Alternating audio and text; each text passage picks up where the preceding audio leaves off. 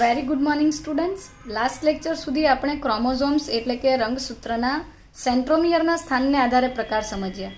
હવે રંગસૂત્રની રચના અને તેના વિશેના એક્સ્ટ્રા પોઈન્ટ્સ સમજીએ. તો ડિસ્કવરી ક્રોમોઝોમ્સ જે છે, રંગસૂત્રો જે છે તેની શોધ સ્ટ્રાસબર્ગર દ્વારા થઈ હતી.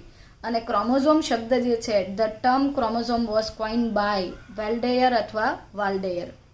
Chromosomes can be best studied at the metaphase એટલે કે સમવિભાજનની ભાજના અવસ્થા દરમિયાન રંગસૂત્રનો સારી રીતે અભ્યાસ કરી શકાય છે.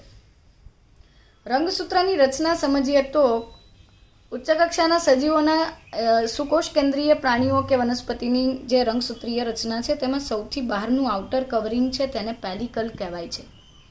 પેલિકલનો જે કોન્સ્ટ્રિક્ટ થતો અથવા સંકોચિત ભાગ છે તેને સેન્ટ્રોમિયર કહેવાય છે. અને આ પેલિકલ તો પ્રોટીનેશિયસ છે, તો આ પેલિકલનો સેન્ટ્રોમિયર તરફનો ભાગ જે છે એ કાઇનેટોકોરમાં કન્વર્ટ થાય છે. બરાબર. ચાલો, તો પેલિકલ એ આઉટર મોસ્ટ થીન પ્રોટીનેશિયસ કવરિંગ છે અથવા શીથ છે. કવરિંગ અથવા શીથ એટલે આવરણ. તો આ પેલિકલ જે છે એ પાતળું પ્રોટીનમય આવરણ છે. ત્યાર પછી રંગસૂત્રનું મેટ્રિક્સ એટલે કે આ જે ભાગ વધેલો છે એ પ્રવાહી ભાગને આપણે આધારક, રંગસૂત્રીય આધારક તરીકે ઓળખીએ છીએ. આ આધારક છે. આધારક જે છે એ લિક્વિડ હોય છે. પ્રવાહી ભાગ છે નોન જીનેટિક એટલે એમાં કોઈ ડીએનએ કે આરએનએ હોતા નથી. જેમાં જુદા જુદા પ્રકારના એન્ઝાઇમ્સ એટલે કે ઉત્સેચકો આવેલા છે, ખનિજો આવેલી હોય છે અથવા ખનિજ ક્ષારો, પાણી, પ્રોટીન્સ વગેરે આવેલું હોય છે. હવે સમજીએ રંગસૂત્રની મુખ્ય રચના, દેટ ઇઝ ક્રોમોનીમા. ક્રોમો એટલે કલરફુલ, નીમા મતલબ થ્રેડ. સિંગ્યુલર આ બહુવચન છે. આ તાતણાઓ જે છે એ બહુ બધા, બે અથવા વધારે હોય તો ક્રોમોનીમા કહેવાય. એક જ તાતણો હોય ડીએનએનો તો તેને ક્રોમોનિમેટા કહેવાય છે. This is an important genetical highly coiled thread. Thread એટલે તાતણો અથવા તંતુ છે. બહુ ઇમ્પોર્ટન્ટ છે, જીનેટિકલ છે એટલે કે જનીન દ્રવ્ય ધરાવે છે, ડીએનએથી બનેલો છે. હાઈલી કોઇલ્ડ એટલે ખૂબ જ ગૂંચળાયુક્ત ભાગ છે અને થ્રેડ છે. Through out the length of chromosome or chromatid એટલે રંગસૂત્રની સળંગ લંબાઈ, આ આખી લંબાઈમાં ગોઠવાયેલો રંગસૂત્રનો તાતણો, એને ક્રોમોનિમેટા લખ્યું છે બીકોઝ આ એક જ તાતણો છે. જો બે હોય તો આપણે એને ક્રોમોનીમા કહીએ છીએ. ક્રોમોનીમા પર રંગસૂત્ર જે છે એટલે આ ક્રોમોનિમેટા રંગસૂત્રની સળંગ લંબાઈ પર અથવા રંગસૂત્રિકાની સળંગ લંબાઈ પર જોવા મળે છે.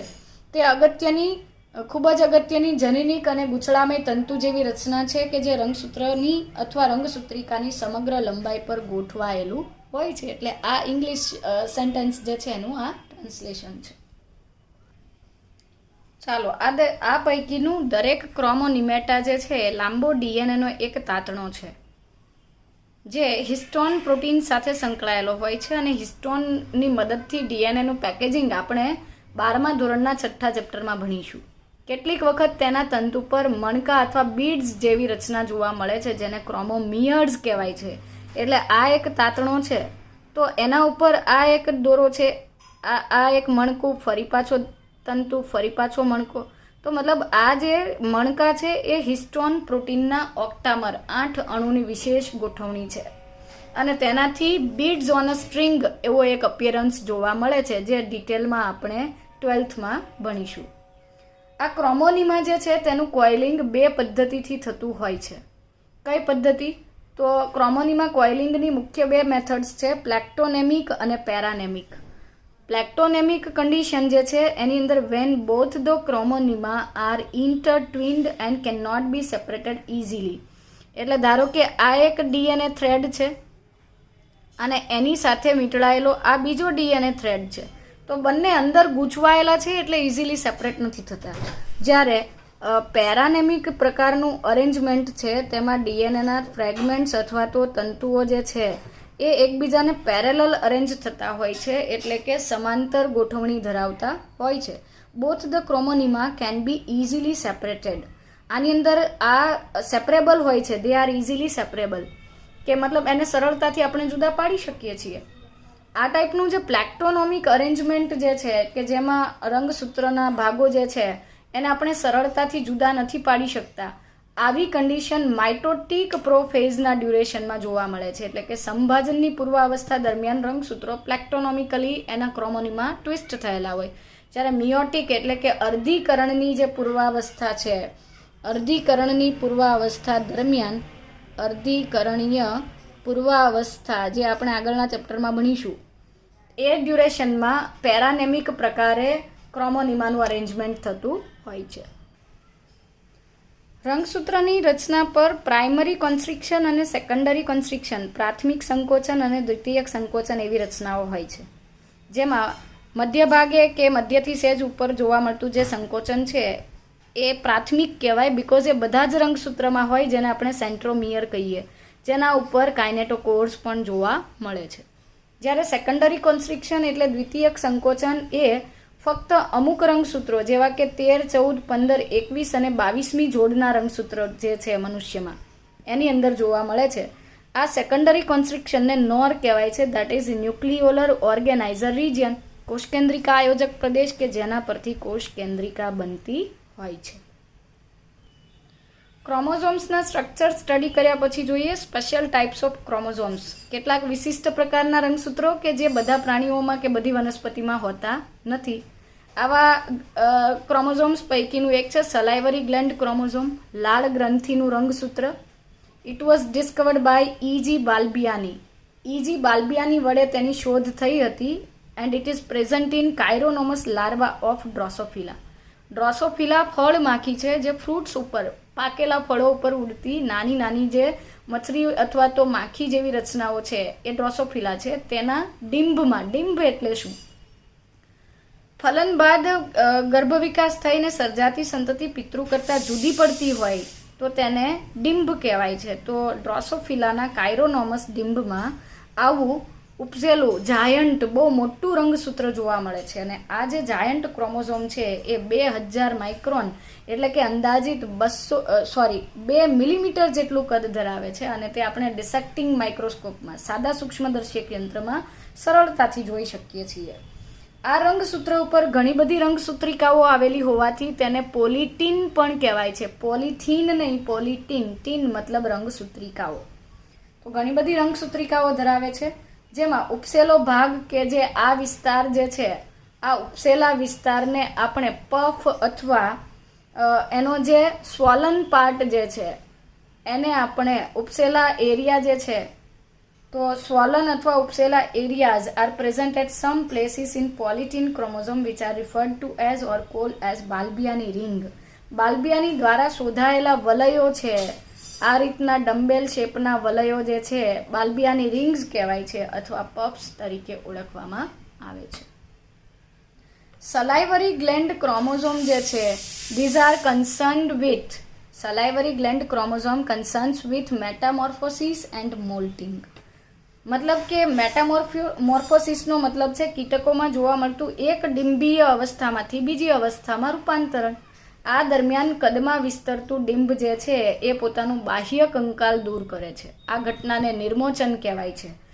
નવું બાહ્ય કંકાલ બનાવે છે, જૂનું કાઢી નાખે છે. તો આ મોલ્ટિંગ પ્રોસેસ જે છે, આ પ્રોસેસ જે છે એ ઇન્સેક્ટ લાર્વા, કીટકોના ડિંભમાં જોવા મળે છે, અને ડ્રોસોફિલા માખી જે છે એ કીટક વર્ગનું પ્રાણી છે. તો એની અંદર જે આ નિર્મોચનની પ્રોસેસ થાય છે એના માટેના જવાબદાર જનીનો એ આવા સલાઇવરી ગ્લેન્ડ ક્રોમોઝોમ પર એટલે કે લાળ ગ્રંથિના રંગસૂત્ર પર આવેલા હોય છે. ત્યાર પછી બીજું વિશિષ્ટ રંગસૂત્ર છે lamp brush chromosome. It was discovered by Flemming and Ruckert. Flemming અને રકટ અથવા રકટ દ્વારા વર્ટિબ્રેટના સાઇટમાં, ખાસ કરીને ઉભયજીવીના અંડકોષમાં તેની શોધ થઈ હતી, જેની સાઇઝ પણ 5900 માઇક્રોન્સ જેટલી હોય છે. અને આ ક્રોમોઝોમ્સ જે છે વાઇટેલોજેનેસિસ સાથે સંકળાયેલા છે, એટલે કે જરદીના નિર્માણની પ્રક્રિયા સાથે સંકળાયેલું હોય છે. Another very important chromosome is ring chromosome that is present in prokaryotic cells. આદિકોષ કેન્દ્રીય કોષો, બેક્ટેરિયાના કોષમાં જોવા મળતા રંગસૂત્રને રિંગ ક્રોમોઝોમ કહેવાય, બિકોઝ એ એકદમ ટ્વિસ્ટેડ હોય છે, સર્ક્યુલર હોય છે, અને એનો પ્રોપર શેપ ખરેખર તો નથી હોતો, પરંતુ એ સ્ફેરિકલ છે એવું કહી દેતા તેને રિંગ ક્રોમોઝોમ તરીકે ઓળખવામાં આવે છે. રંગસૂત્ર વિશેની બાબતો પછી સમજીએ માઇક્રોબોડીઝ એટલે કે સૂક્ષ્મકાય રચનાઓ. સૂક્ષ્મકાય રચનાઓ બધા કોષોમાં નથી હોતી, પણ પ્રોટોઝુઆ એટલે કે પ્રજીવ, ફંજાઈ એટલે કે ફૂગ, પ્લાન્ટ્સ, લીવર સેલ્સ એટલે કે મનુષ્યના યકૃત કોષો, કિડની સેલ્સ એટલે કે મૂત્રપિંડના કોષોમાં પટલથી આવૃત ગોળાકાર રચનાઓ આવેલી હોય છે. આ જે સ્ફેરિકલ સ્ટ્રક્ચર્સ જે છે તેને આપણે માઇક્રોબોડીઝ કહીએ છીએ, જે વિવિધ પ્રકારના એન્ઝાઇમ્સ અથવા ઉત્સેચકો ધરાવે છે. આવા સ્ટ્રક્ચર્સ પૈકીનું પહેલું સ્ટ્રક્ચર છે સ્પિરોઝોમ્સ અથવા સ્ફેરોઝોમ. સ્પિરોઝોમ્સ અથવા સ્ફેરોઝોમ જે છે it was first discovered by observed by Hanstein. 1880માં સૌ પ્રથમ હેન્સ્ટેઇને પીનટ્સમાં એટલે કે મગફળીના બીજમાં તેનો અભ્યાસ કર્યો હતો. The term spherosome was coined by Perner in 1953. 1953માં પર્નર નામના સાયન્ટિસ્ટે પછી તેને સ્ફેરોઝોમ નામ આપ્યું છે. અને સ્ફેરોઝોમ સામાન્ય રીતે લાઇસોઝોમ જેવી એક્ટિવિટી કરતા હોવાથી તેઓને પ્લાન્ટ લાઇસોઝોમ્સ તરીકે ઓળખવામાં આવે છે. આવી એક વિશેષ રચના જે છે દેટ ઇઝ પેરોક્સિઝોમ્સ અથવા યુરિકોઝોમ્સ. તો યુરિકોઝોમ્સ અથવા પેરોક્સિઝોમ્સ સમજીએ. પેરોક્સિઝોમ્સ જે છે that were discovered by Rhodin and Tolbert. Rhodin અને ટોલ્બટ નામના વૈજ્ઞાનિકોએ તેની શોધ કરી હતી અને તેમાં વિવિધ પ્રકારના એન્ઝાઇમ્સ અથવા ઉત્સેચકો આવેલા છે. યાદ રાખજો, જેની પાછળ એઝ સફિક્સ અથવા પ્રત્યય લાગે છે, ધીઝ ઓલ આર એન્ઝાઇમ્સ. આ બધા ઉત્સેચકો છે. પેરોક્સિઝોમમાં યુરેટ ઓક્સિડેઝ, એમિનો એસિડ ઓક્સિડેઝ એટલે કે એમિનો એસિડનું ઓક્સિડેશન કરતો, હાઇડ્રોક્સી એસિડ ઓક્સિડેઝ એટલે કે હાઇડ્રોક્સી એસિડનું ઓક્સિડેશન કરતો, પેરોક્સાઇડેઝ અને કેટાલેઝ પ્રકારના ઉત્સેચકો છે, જે પૈકીનો પેરોક્સિડેઝ સ્મોલેસ્ટ સૌથી નાનો છે અને કેટાલેઝ જે છે એ સૌથી મોટો છે, વધુ માત્રામાં પણ હોય છે.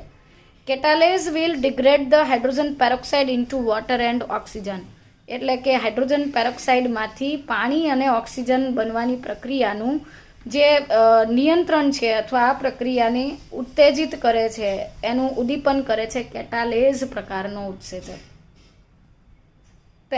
પેરોક્સિઝોમ્સ are also involved in photorespiration એટલે કે ઉચ્ચ કક્ષાની જે વનસ્પતિઓ છે તેમાં પ્રકાશ શ્વસન નામની એક ઘટના થાય છે. આ પ્રકાશ શ્વસનની પ્રક્રિયા જે છે, પ્રકાશની હાજરીમાં વનસ્પતિમાં થતું શ્વસન જે છે એમાં તેઓ સંકળાયેલા હોય છે. અને એ આપણે 13મા ચેપ્ટરમાં વનસ્પતિમાં 14મું ચેપ્ટર છે રેસ્પિરેશન ઇન હાયર પ્લાન્ટ્સ, ઉચ્ચ વનસ્પતિઓમાં શ્વસનની ક્રિયા ભણીશું ત્યારે આવશે. ત્યાર પછી સમજીએ ગ્લાયોક્સિઝોમ. એ ત્રીજું માઇક્રોબોડી છે. ગ્લાયોક્સિઝોમ્સ વેર ડિસ્કવર્ડ બાય બીવર. બીવર નામના સાયન્ટિસ્ટે તેની શોધ કરી હતી. These are present in oil containing seeds, yeast cells, guard cells etcetera. એટલે શું કે આ ગ્લાયોક્સિઝોમ્સ જે છે એ હાજર હોય છે ઓઇલ કન્ટેનિંગ સીડ્સ, ઓઇલ ધરાવતા તૈલી પદાર્થો ધરાવતા બીજમાં, ઈસ્ટના કોષોમાં અને રક્ષક કોષો એટલે કે વનસ્પતિમાં બાષ્પોત્સર્જન માટે જે વાયુરંધ્ર છે, આ વાયુરંધ્ર પ્રસાધન જે છે એની રચનામાં રહેલા વિશિષ્ટ પ્રકારના અધિસ્તરીય કોષો, સ્પેશિયલાઇઝ્ડ એપિથેલિયલ સેલ્સ હોય છે, જેને ગાર્ડ સેલ્સ કહેવાય છે. કેટલીક વનસ્પતિમાં રક્ષક કોષો અથવા તો આ જે ગાર્ડ સેલ્સ છે એ હરિતકણ એટલે કે ક્લોરોપ્લાસ્ટ ધરાવતા હોય છે. અને અમુક વનસ્પતિમાં એ પ્રકાશ સંશ્લેષણ કરે, મોટા ભાગે તે એટલું બધું સિગ્નિફિકન્ટ ફોટોસિન્થેસિસ કરતા નથી. Glyoxysomes occurs only in plants, especially in fatty seeds like castor seeds. ઉચ્ચ કક્ષાની વનસ્પતિમાં જ ગ્લાયોક્સિઝોમ્સ હોય છે, પ્રાણીઓમાં હોતા નથી. અને ખાસ કરીને તે કેસ્ટરના સીડ્સમાં એટલે કે જે દિવેલી છે તેના બીજમાં, જેમાંથી દિવેલ બને છે, અથવા તો એરંડી જે છે એના બીજમાં હોય છે. ગાર્ડ સેલ્સ એટલે કે રક્ષક કોષો of stomata, guard cells of stomata, વાયુરંધ્રના રક્ષક કોષોની અંદર પણ ગ્લાયોક્સિઝોમ્સ આવેલા હોય છે. અને અનરાઇપ ફ્રૂટ્સ, કાચા ફળોની અંદર પણ ગ્લાયોક્સિઝોમ્સ પ્રેઝન્ટ હોય છે. They are highly specialised peroxisomes. એ પેરોક્સિઝોમ્સ તરીકે વર્તે છે અને ઘણી વખત તેઓ બીટા ઓક્સિડેશન કરે છે ફેટી એસિડ્સનું. તો ફેટી એસિડને રિલેટેડ જે ઓક્સિડેશનની પ્રોસેસીસ છે એની સાથે તેઓ સંકળાયેલા હોય છે. આથી તેઓને હાઈલી સ્પેશિયલાઇઝ્ડ પેરોક્સિઝોમ્સ કહેવાય. સામાન્ય પેરોક્સિઝોમ શું કરતા હતા? સામાન્ય પેરોક્સિઝોમ જે છે એ પેરોક્સાઇડનું ઓક્સિડેશન કરતા હતા, મોટાભાગના ઘટકોનું ઓક્સિડેશન કરતા હતા.